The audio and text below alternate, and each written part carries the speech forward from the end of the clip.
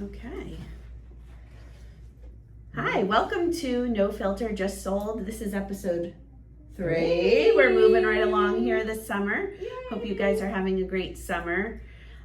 We've seen a lot in this market. It's been crazy.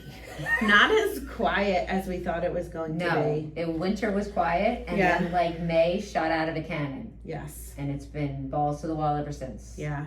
Still multiple offer situations for the most part. Yeah, and crazy escalations. Yeah, crazy escalations. I mean, you just had a crazy one. Yeah, I just had one that went 100 over in Lehigh Valley. Yeah, and I know somebody else said something like that to me before.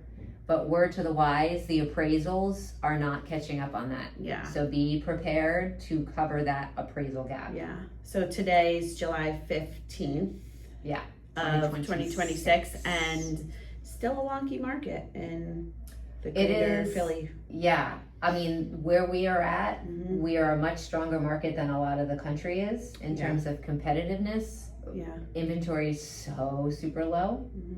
And it's hit or miss. You're going to get some houses that fly off the market and some that are going to sit. So we do our best, but there's not a lot of rhyme or reason to some of it right now. Yeah, we are doing the best we can. But it's hard to know what to expect in some situations. So today's topic is on negotiations, and while we do have a lot of times we do negotiate with the other side, it usually isn't until after we're under contract. Right. So the negotiations are not upfront for the most part like they used to be. No, you typically, if we're writing an offer for a buyer, you typically get an email that says, offers are due on this date, you need your highest and best. And that's pretty much about all you get to do. Yeah.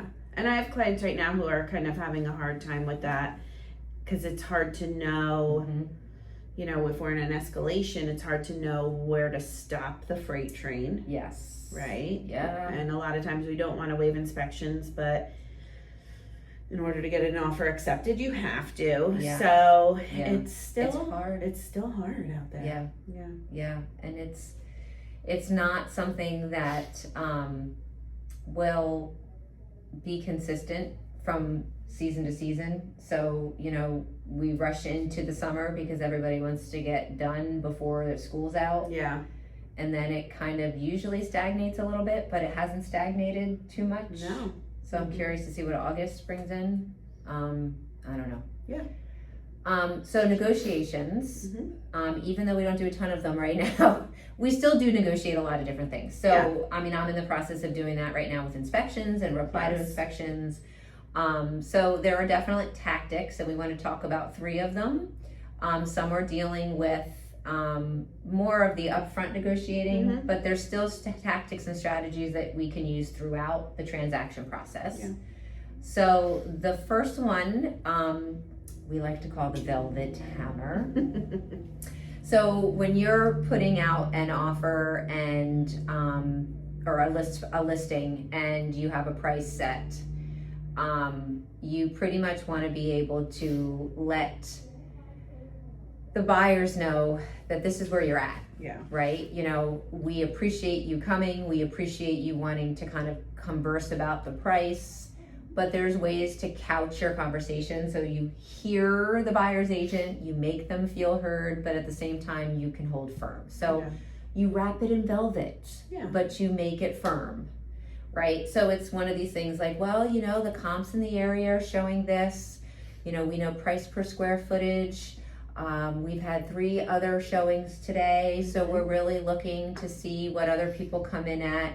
So you kind of give them a conversation, but at the same time, you stay firm where you are. Yeah, you want to have a little finesse. Right. It's hard Softer landing, it's a little hard for us. Yes. We can finesse things, but right. we also drop the hammer. Yes, we do. Yeah. The other strategy is the silence play, and this is a little bit more mind mojo, where I just kind of drop a bomb or drop things in, and then I just let, that's it. I'm gonna go. Let it resonate. Yeah, because I believe, I even say this to my kids, my favorite quote is speak softly and carry a big stick. Teddy Roosevelt. Good old Teddy. Good old Teddy.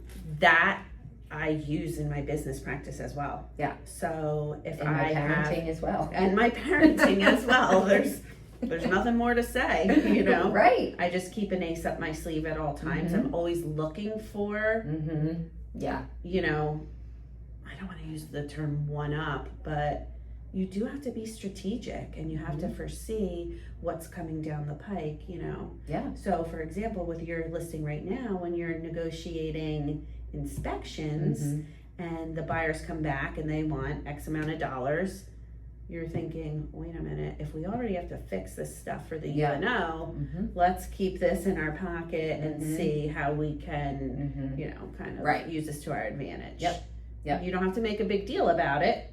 That's the key. Don't make a big deal about it because then it becomes a big deal. Right. These are things that are easily fixable if you know how to just strategically have those conversations. Do you ever get into a transaction? I know the answer is yes, but do you ever get into a transaction and the other side is like, everything's, it's like having like a chihuahua, right? Yes. Everything is a bark. That's how I feel. Everything's a bark. It's a bark with no bite, and it's a bark just to bark.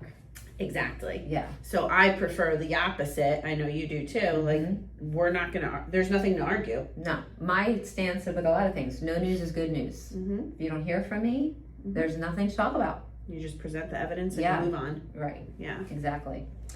Third one is kind of similar to all, it kind of ties it in. There's a theme. The anchor and justify, where you kind of, boom, here it is. Yeah. I have listed this house at this price. This is the amenities in the house or in the community. This is the luxury upgrades. These are the finishes. This is why we priced it as we did. And leave it. So again, you drop it, you make it really clear, you justify your reasoning, and then you negotiate it for, you leave it and let them come back to you. There's, you know, some of this we've structured a little towards more of a luxury market. We do a lot of that here in the Bucks County area. And one of the key things to know when you're in the luxury market is you're dealing with people that have been accommodating, or that feel like people should be accommodating to them, I guess you could say. So you want to make sure that they feel like you're clearly presenting everything. Everything is there for them to make their own decision and not push them. Correct. Because they're usually very smart people with a lot of money. Yeah, absolutely. And they're looking for your expertise, but they're not looking for you to... Lost my ear. They're not looking for you to tell them things. Correct. So in short, negotiations, you really just want to present the facts. You don't want to make a big deal about things. No. And you don't want to overtalk it. Yeah. Like lay it down and walk away. Let them think about it. Sometimes silence is deafening, you know? It's another one of my favorite sayings. It's my ammo. Yeah. That's and my smile. husband. You know. No, I'm kidding. I'm kidding. I can't stay silent. You know, well, that's a problem. You know, Jersey girls Jersey have. girls don't stay silent. I know. Silent is a tough one. Yeah. So next week's episode is our scary stories. Woo! I've got a few. Yeah. Real estate, there are days. We were just saying this morning, why are we in this job? Yeah. So we'll give you some scary stories. It's just kind of fun to know. If you've ever been through a tough real estate transaction, you're not alone. We'd love to hear from you too. We would. If you have a scary story you want to share, please, please, please let us know. Yeah. We'd love to hear it. Thank you. Okay. Yeah. See ya. Love us, Jersey girls. Yay.